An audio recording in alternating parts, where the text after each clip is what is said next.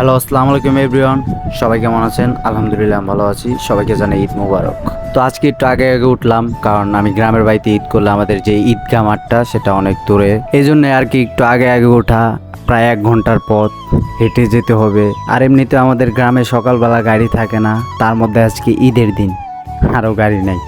তো সামনে অনেক মুসল্লিরা যেতেছে, তাদের সাথে হেঁটে হেঁটে যাচ্ছি। আর সত্যি বলতে এত সকালে গ্রামের যে একটা ভিউ, পুরোই মাশাল্লাহ, আমার কাছে অনেক সুন্দর লাগতাছে।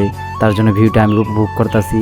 আর এই প্রথম এত দূর একটা পথ হাঁটতে আমার অনেক ভালো লাগতাছে, কারণ গ্রামের ভিউটা অনেক সুন্দর। আরও মুসল্লি আছে, তারাও হেঁটে যাচ্ছে। ফাইনালি আমরা পাকার মাথায় পৌঁছাই গেছি, বাট পাখার মাথায় একটা গাড়িও নাই। অবশেষে 1 ঘন্টার পথ অতিক্রম করে এসে বললাম ঈদগাহ মাঠে, শাহজাহানপুর ঈদগাহ মাঠ। তো যখন আমি গ্রামে ঈদ করি তখন এই ঈদগাহ মাঠে আমি ঈদের নামাজ আদায় করি। তো আগের ঈদের তুলনায় এই ঈদে মুসল্লি একটু বেশি হয়েছে। তো দেরি না করে ভিতরে ঢুকে বললাম জায়গা ধরতে হবে। তো আমার সামনে একটা পরিচিত ভাই ছিল, তার লগে ঈদ বিনিময় করলাম। দেন নামাজ শেষ করলাম, এখন বাসায় যাব। তো বাসায় এসে দেখলাম আমার আম্মু আমার জন্য সেমাই রান্না করে রেডি করে রাখছে। তো আমার আম্মুর হাতের রান্না সেমাই একদম অতুলনীয়। তো সেমাইটা খাইলাম, সেমাইটা খাই একটা ঘুম দিব।